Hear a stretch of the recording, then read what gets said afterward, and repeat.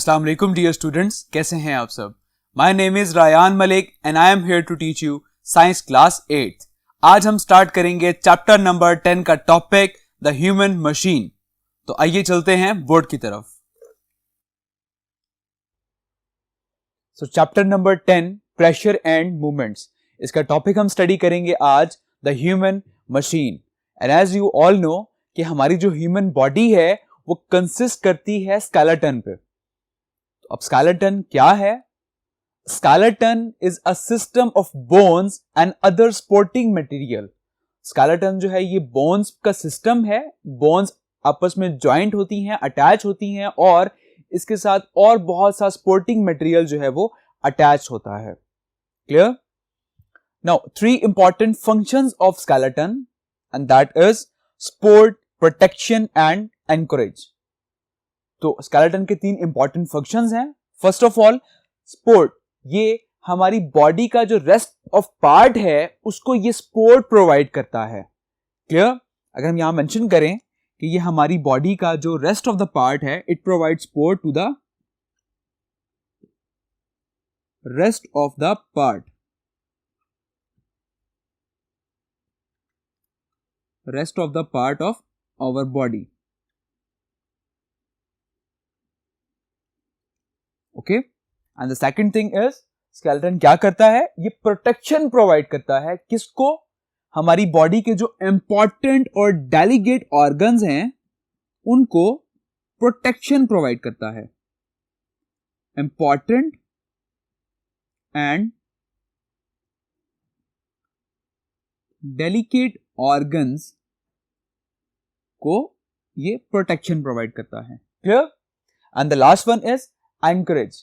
Encourage for muscles.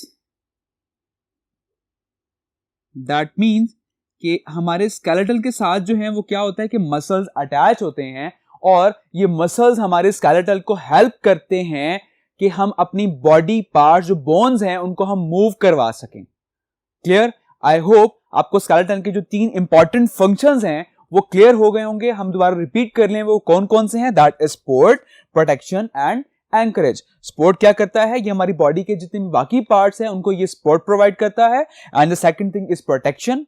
Protection क्या है? जो हमारी बॉडी के जो इंपॉर्टेंट और डेलिकेट ऑर्गन्स हैं उनको ये प्रोटेक्शन प्रोवाइड करता है। And the last thing is anchorage, कि हमारे ये मसल्स को एंकरेज प्रोवाइड करता है। मसल्स जो है वो हेल्प करते हैं फर्दर बोन्स को मूव करवाने में। Clear? So in human skeleton there are 206 bones. एक इंपॉर्टेंट पॉइंट है कि हमारी ह्यूमंस के अंदर टोटल 206 बोन्स होती हैं और ये डिफरेंट शेप, डिफरेंट साइज की होती हैं। जैसे मैंने यहां मेंशन किया कि कुछ जो है वो शॉर्ट होती हैं, कुछ लॉन्ग होती हैं और सिमिलरली कुछ जो है वो राउंड होती हैं और कुछ जो है वो फ्लैट होती हैं। क्लियर? तो टोटल हमारी बॉडी में कितनी बोन्स हैं? There are 206 bones. Okay, and bones are very hard and strong. Large bones are hollow inside, making them lighter and easier to move. And as you know कि bones जो है वो बहुत ज्यादा हार्ड होती हैं और वो स्ट्रॉन्ग होती हैं और वो अंदर से हॉलो होती हैं ताकि वो लाइटर वेट हो और उनको आप इजी से मूव कर सकें। क्लियर? आई होप आपको स्केलेटन के बारे में ये कंसेप्ट क्लियर हो गया होगा कि स्केलेटन जो है वो हमारा किस तरह से होता है और उससे हम कौन कौन से इंपॉर्टेंट फंक्शंस जो हैं वो हम परफॉर्म करवा सकते हैं। अब हम डिस्कस करते हैं कि बोन्स जो हैं ये बेसिकली एज अ लीवर किस तरह से एक्ट करती हैं, जो कि हमारा टॉपिक है जो हम पढ़ रहे थे लीवर्स के बारे में। तो बोन्स किस तरह से एज अ लीवर एक्ट करती हैं। सो बोन्स जो है वो लीवर की तरह किस तरह से एक्ट करती हैं। अगर हम फर्स्ट ऑफ ऑल हम जॉइंट को स्टडी करें कि जॉइंट क्या होता है। जॉइंट वो प्लेस होती है जहां पर 2 बोन्स आपस में आकर मीट करें, उस प्लेस को हम कहते हैं जॉइंट। क्लियर? जैसे अगर मैं एग्जांपल लूं, लाइक फॉर एग्जांपल के लेट्स सपोज मेरी ये बॉडी है और अगर मैं अपना हैंड मूव कर रहा हूं तो एक बोन ये है और सिमिलरली एक बोन ये है, तो यहां पर ये मीट कर रही हैं। That point is called joint. Clear?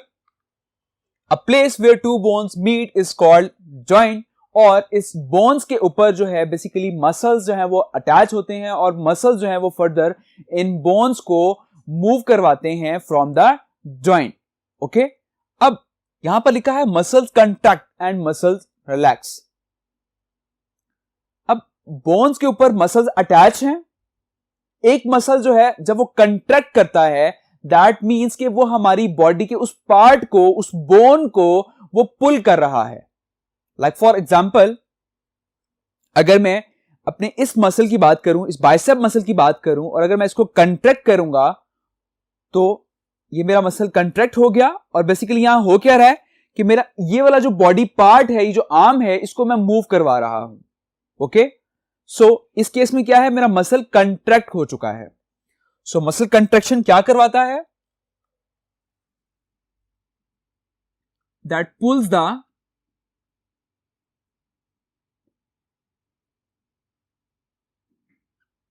Body part in one way. Okay, and similarly muscle relax. अब जैसे मैंने एग्जांपल में स्टडी किया, अगर मेरा ये मसल कंट्रैक्ट है तो इस केस में क्या होगा कि मेरी बैक साइड पे जो ये मसल है ये रिलैक्स होगा। ओके, और जब मसल रिलैक्स होता है तो वो बेसिकली उस जगह पर कोई फोर्स एक्सर्ट नहीं कर रहा होता, ना वो पुल कर रहा होता है, ना वो पुश कर रहा होता है। अब आप ये सोच रहे होंगे कि लेट्स सपोज कि मैंने अगर इसको कंट्रैक्ट किया तो इसने तो पुलिंग फोर्स अप्लाई कर दी। सिमिलरली जब मैं ट्राइसेप को कंट्रैक्ट करूंगा तो मे बी ये पुशिंग फोर्स अप्लाई करे या पुलिंग फोर्स अप्लाई करे, तो ऐसा नहीं है। मसल्स हमारा ये कंट्रैक्ट है और ये रिलैक्स है।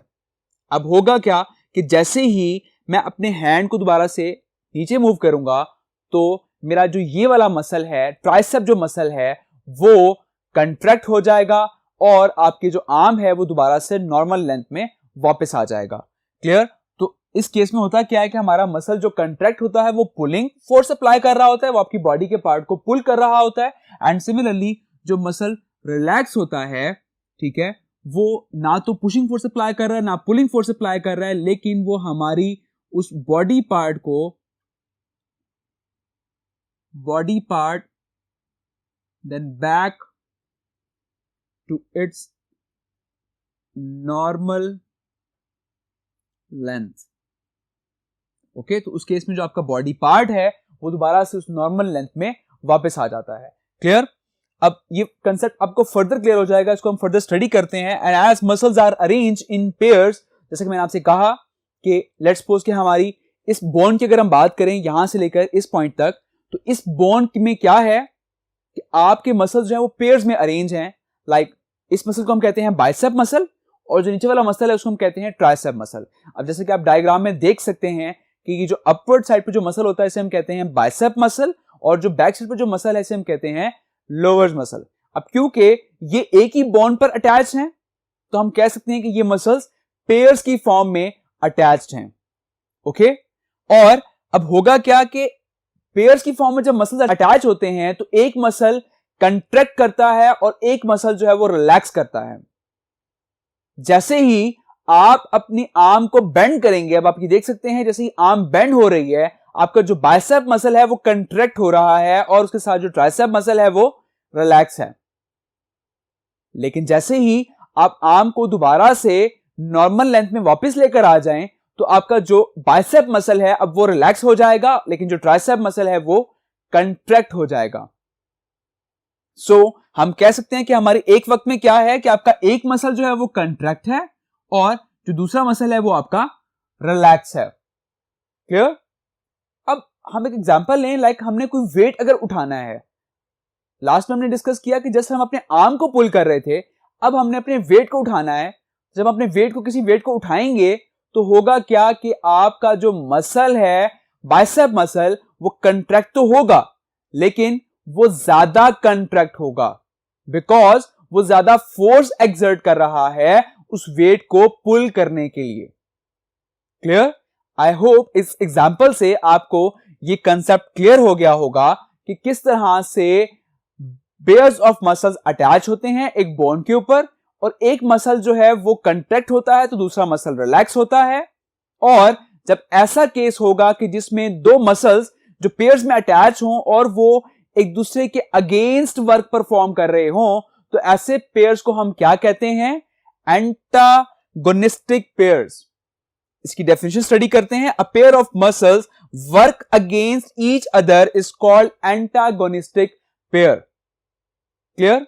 तो इस तरह के जो पेयर्स होते हैं जो कि मसल्स आपस में अगेंस्ट वर्क कर रहे हों, उन पेयर्स को हम कहते हैं antagonistic muscles. Clear? I hope ये टॉपिक आपको समझ आ गया होगा। अब साथ ही कुछ टेस्ट योरसेल्फ के कुछ क्वेश्चंस हैं, तो हम वो डिस्कस करते हैं one by one. Okay, so test yourself question number 1, what is a joint? तो जॉइंट क्या होता है? जॉइंट वो होता है जहां पर दो बोन्स आकर मीट करती हैं, उस पॉइंट को हम कहते हैं joint. A joint is a place where two bones meet. Question number 2, what do muscles do? Muscles क्या करते हैं? मसल्स जो है वो हमारी स्केलेटन को, हमारी बोन्स को मूव करवाते हैं। Question number 3, part A, what are antagonistic pairs of muscle? तो एंटागोनिस्टिक पेयर्स ऑफ मसल क्या है? जो कि मैंने आपको डिस्कस किया कि जॉइंट्स पर पेयर्स ऑफ मसल्स जो हैं वो अटैच होते हैं, और जब उसमें से एक मसल कंट्रैक्ट होता है तो दूसरा मसल रिलैक्स होता है, so they work against each other. तो इन पेयर्स ऑफ मसल को आप कहते हैं antagonistic pairs of muscles. Question number 3, part B, explain why antagonistic pairs of muscles are needed at body joints. तो एंटागोनिस्टिक मसल्स जो हैं वो क्यों जरूरी हैं बॉडी जॉइंट्स पर? बिकॉज ये मसल्स जो हैं ये उसको पुल या रिलैक्स करते हैं, नॉट पुश। ओके, ये पुश नहीं करते, लेकिन ये हमारी जो बॉडी जो बोन्स हैं उन बोन्स को पुल या रिलैक्स करते हैं। Question number 4, explain why A part, biceps are called flexors muscle. Bicep जो है वो फ्लेक्सर मसल क्यों कहलाते हैं? बिकॉज जब हम बाइसेप को कंट्रैक्ट करते हैं, उस केस में होता क्या है कि आपका जो आर्म है वो फ्लेक्स होता है या बेंड होता है। ओके, दैट्स व्हाई हम कहेंगे कि वो बाइसेप जो है उनको हम फ्लेक्सर मसल्स भी कह सकते हैं। And B, tricep are called extensor muscle. तो ट्राइसेप जो है ये एक्सटेंसर मसल्स क्यों कहलाते हैं? बिकॉज जब ट्राइसेप कंट्रैक्ट होते हैं तो आपकी आर्म जो है या तो वो एक्सटेंड, हम कह सकते हैं कि वो एक्सटेंड हो जाती है, या वो स्ट्रेटन हो जाती है। Okay, so last question number 5, suggest why good muscles control is important to a gymnast. कि जिमनास्ट को जो है वो गुड मसल कंट्रोल क्यों होना चाहिए? बिकॉज जिमनास्टिक जो होते हैं उन्होंने एक्यूरेट और प्रिसाइज मूवमेंट करनी होती है, दैट्स व्हाई उनका मसल के ऊपर गुड कंट्रोल होना चाहिए। क्लियर? आई होप आपको ये क्वेश्चंस क्लियर हो गए होंगे। तो अपना बहुत सारा ख्याल रखिएगा। Take care. अल्लाह हाफिज।